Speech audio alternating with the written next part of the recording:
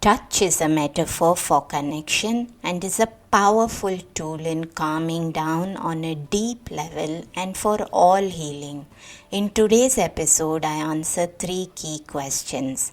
What is the potent power of touch? Why is falling asleep as soon as you go to bed not the best thing? How can you use the power of embrace to balance energies whether you are with a partner or alone? Tâmara Castelo is a beautiful human being beyond all the amazing things that she does, and I thought she was the best person for this topic. Tâmara Castelo is a specialist in Chinese traditional medicine. She is the author of Healing Without Medicine, Eating Without Guilt, and Full Balance, all winners of government awards. Her new book, The Power of Rituals, walks readers through how to determine their biotype and based on that create a personal plan with easy repetitive tasks designed to rebalance sleep, manage stress, reduce anxiety, and end toxic thoughts. Let's get started.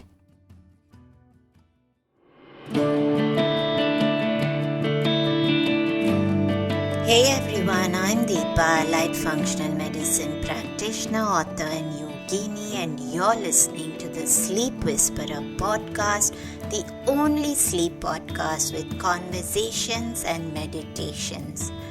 I'm on a mission to share profoundly insightful sleep conversations with global visionaries that merge together functional medicine and ancient wisdom. Breathe in bliss through weekly guided meditations and let yourself enter the land of dreams. Together, let's unravel the pieces, get to the roots, and understand the right tools to transform your sleep completely. Through this podcast, I want you to dream the best version of yourself. It's time to regain hope and begin your sleep journey. Tamara, welcome to the Sleep Whisperer podcast. It's a pleasure to have you today, and we're talking about the importance of touch, something which is very close to my heart. There's a whole section in my book on sleep on touch. And I don't think we bring enough importance to this. When you spoke about touch, that you were keen to go into it and how especially the embrace is so important to sleep, I smiled. I just had a big smile when I read that. I truly believe in the power of touch. There's so much to it. And a while ago, several years ago, and I've had some history of trauma in before my divorce, and when I got married to my present husband, I so tell him every evening that give me that 1 hour of just hugging, because it does so much. I cannot even speak about what it does for me. It helps me to wind down. It helps me to fall asleep. And it's strange that just this morning, my husband and I were having another conversation about this, and I was telling him what a difference it makes to my sleep. So, what made you want to speak about this? So, for me, I'm a traditional Chinese medicine doctor, and I see a lot of patients. I have a master's on oncology, so I see a lot of patients with cancer and with autoimmune diseases, which all of the bodies are really stressed because they're fighting disease every day. But even if a patient is with trauma, because a disease is a trauma, you don't have to be sick in the physical body to be with trauma, of course. Trauma can be from many places, but when your physical body is sick, you have a trauma, and your body is fighting a trauma because psychologically it's really difficult because you're struggling. There's a part of you which is fighting a disease, and you're scared, and it's difficult, and your body is putting so much stress that your cortisol levels are so elevated and your adrenaline is so elevated, and all of your biochemicals are in survival mode. And this is really exhausting and put your whole body to or in a state of anxiety, which is really important in a way because keeps you alert and keeps you responsive and keeps you reactive, which is important when you're fighting something.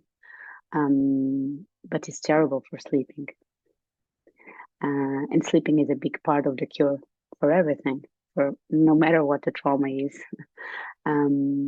Is the cure for everyday living, actually. So it's a cleanup for everyday living. So it's really important. I'm really stubborn about sleep. I'm always telling my patients, even if they don't have any disease, just for maintaining health, they have to sleep at least 9 hours a day. I'm really, really terrible about sleep. I always tell them they have to be at bed sleeping by 10 p.m.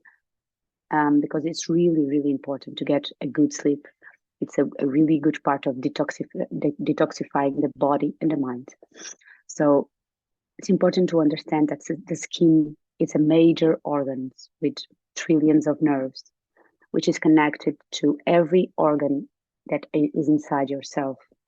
And you have something which is called the fascia, which surrounds all of your organs, which can be traumatized as well, both physically and emotionally.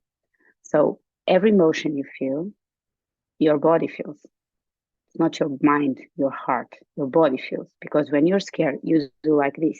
So your body reacts to emotions, good or bad emotions. Your body doesn't make a difference because when it's not different for them. It's just reactions, and the body reacts to the emotions as it reacts to disease. And you have to cool it down.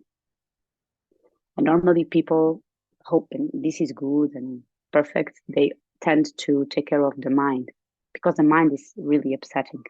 The body is much more smooth and gives you smooth examples of I'm not doing so well. It's just really quiet. The mind is loud. So we tend to look at the mind first, and we tend to look up the mind, but we don't look at the body. We just push it, and push it, and push it. And the touch in this sense, it's important because our skin reacts to touch in the biochemical way, in an energetical way, and this is the most quick way to relax all the biochemicals that are in fight or flight in energy.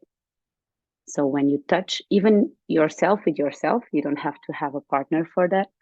Some people are telling me, oh, but I don't have a boyfriend or girlfriend. In fact, I was just going to save that for later, that we should talk about what if somebody doesn't have a partner. I'm so glad you spoke about that. If you have hands, or if you don't have hands, but you have skin to skin, it helps.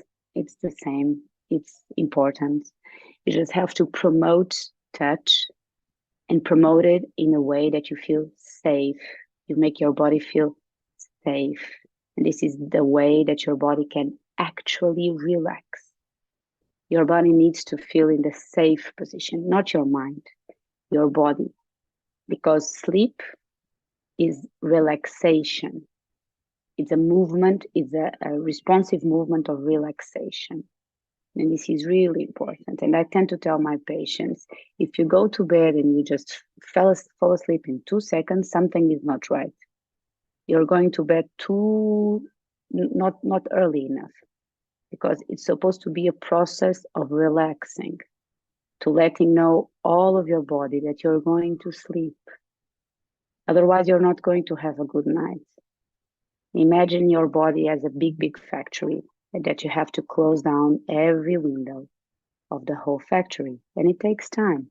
So you should go to bed not dying of sleep, as you're not supposed to eat when you're dying of hunger.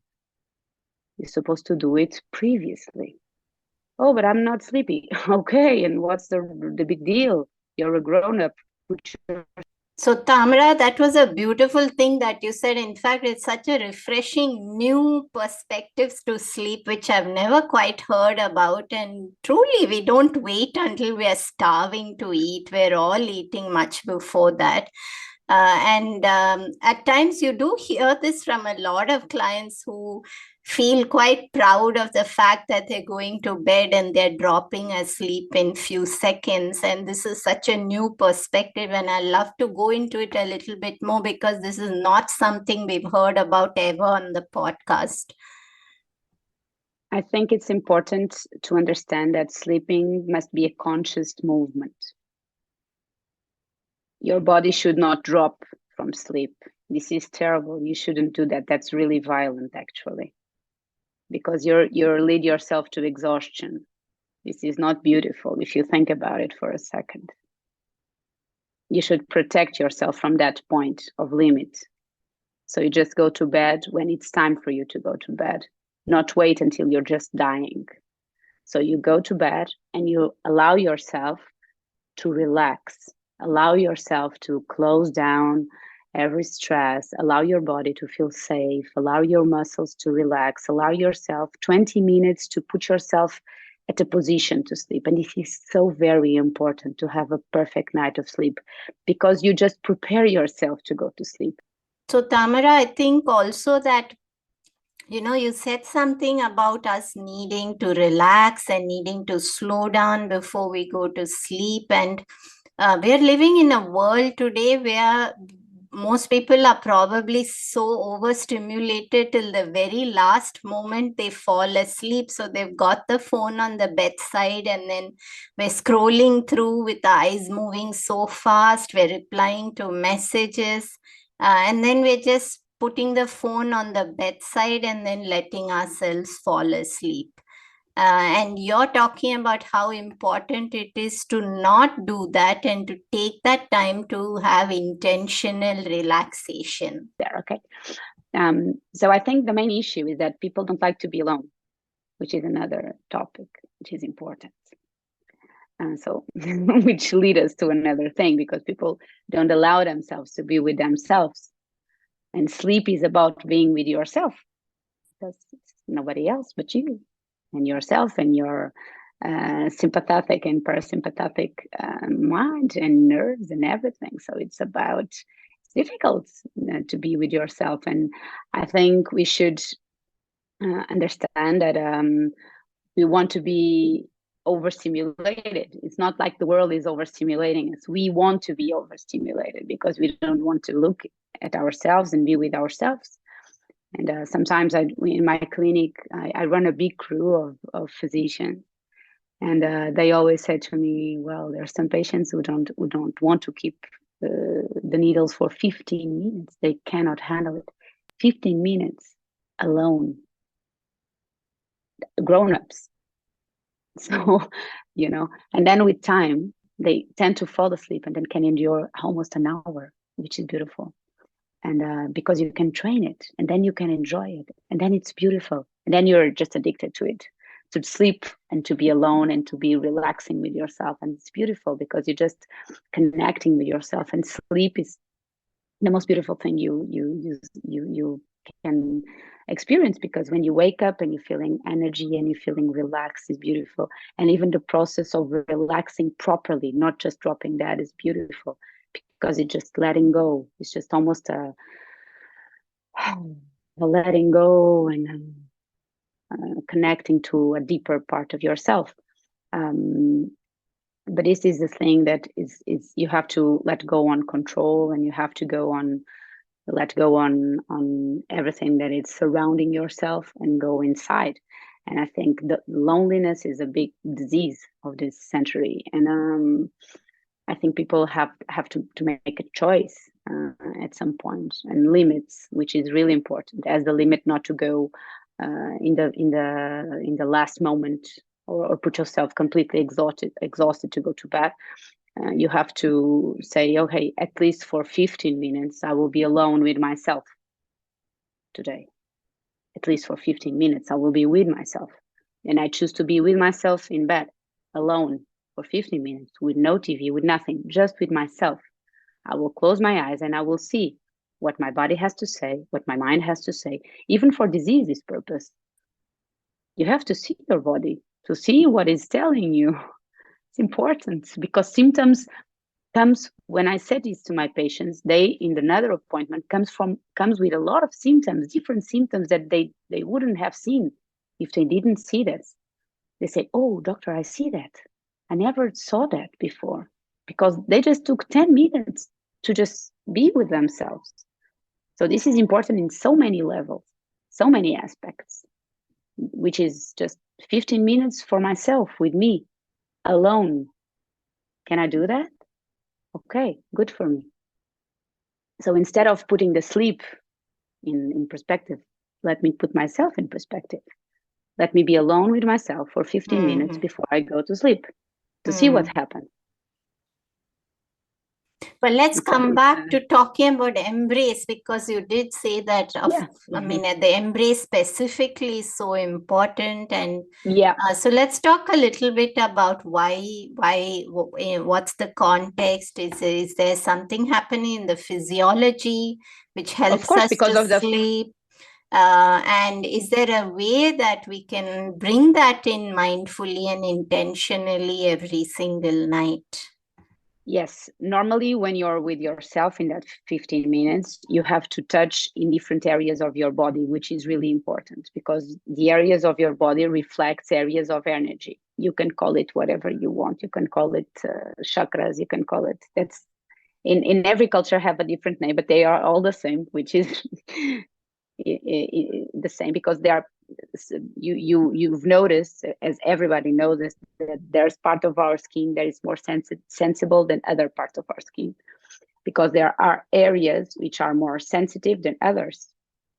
That's why when you embrace someone, it is very important to be chest with chest, because it's really important. The heart is really magnetic, and when you are heart to heart, is really like something is happening there in a big hug, because it's like the overload is going out, and this is really happening, and this is chemical. It's not an idea. It really happens because it oxytocin starts to release from your body, and this happens, and you relax and you feel happier.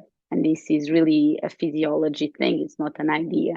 And if you keep the hug for more than 20 seconds, everything in your body will improve, even your oxygen levels.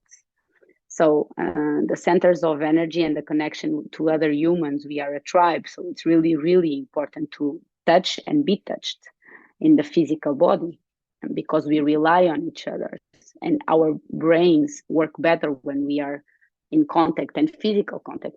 That's why the skin is the more important body, the more important organ in the body, because it's huge, has a huge effect on our protection and immunity system, and in our connection to the world. It's the connective part of ourselves. In babies, you can see that. And in grown-ups is exactly the same. We don't lose abilities as we grow. Okay, this is important. And I say, if for a baby in young age needs to keep it peace, to be skin to skin with the mother, we still need that with other humans, with friends, hugs, touch, hand. This is really important for us to feel at center, at ease, to relax, to feel at the tribe. This is really important, the concept. And for sleeping, it's really important to feel safe. The embrace, it's important for a number of reasons, but one thing, it helps you to release oxytocin, which will relax you. Another thing, it will help you relax the fascia, which will put you in your fight response to lower down, and your cortisol levels to lower down, which will improve your nights, because your adrenal glands will just put it there, feeling safe. They will not feel the need of always being alert. So these two things happens. And the other thing that happens, you feel another human being if you are with another human being, which is really important, because we are used to live with other people, and we are used to live and sleep with a lot of people around us, with fires and people, and this is important, and we remember this. That's why the babies and the grown-ups, and I have an 8-year-old, will always want to sleep with me, and this is completely natural and normal. This is not strange. This is natural and normal. They want to feel the skin. And this is important because this is important for our cortex, for our brains, for the development, even even from a perspective of immunitary system. It is important to understand and to learn a lot of things energetically, physically, and emotionally. We are connected not only energetically, but for the skin, and from the touch, and from the connection. And from centers of energy, this is beyond importance. Because if you touch, your body will just feel safe and feel like it belongs, which is what we are here for, actually.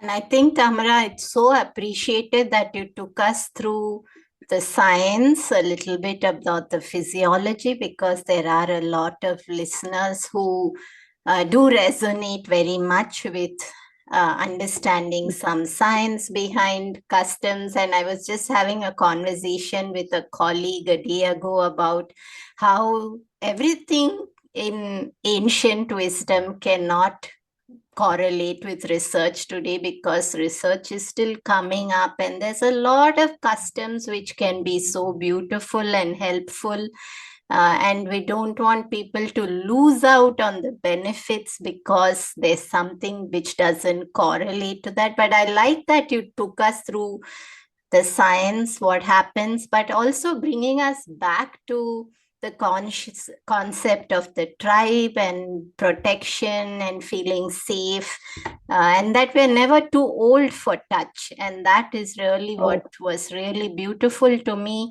And somewhere I think in a lot of relationships, even, that over time they lose the importance of touch. And I've made such an intentional decision that I want that touch to be a part of my everyday life. And I'm so glad to hear you say all of this. But since we don't have too much time, I would love for you to talk us through, is there a way that you approach this? You spoke about some specific points. I know you spoke about the heart center, which is a great place where we're hugging and we're touching at the center of the chest. But maybe you could walk us through practical ways to bring in embrace and touch into our life. If you are alone, or even if you're not alone, there's two things, two centers which are really, really important. Even if and you can do this with a partner to fall asleep, or alone, it's the same, which is the heart center, of course. And this is the Dantian center, which is, you see your belly button, below your belly button. You can put your hand there, one hand there, one hand in the heart center. And you can do this to your partner to fall asleep. And then in the other day, you switch. Or if you're alone, you can do it by yourself, which is really, really important, because you're connecting the two parts of your body, which are the most important thing, which is the heart center and the center of all of the energy of the creation, which even in women and in men, it's the same. So you can help your partner fall asleep by doing that. Just putting your hands, and the feeling is amazing for the other person. And the other day you switch, you do it yourself, and then you switching. If you are alone, you can do it by yourself.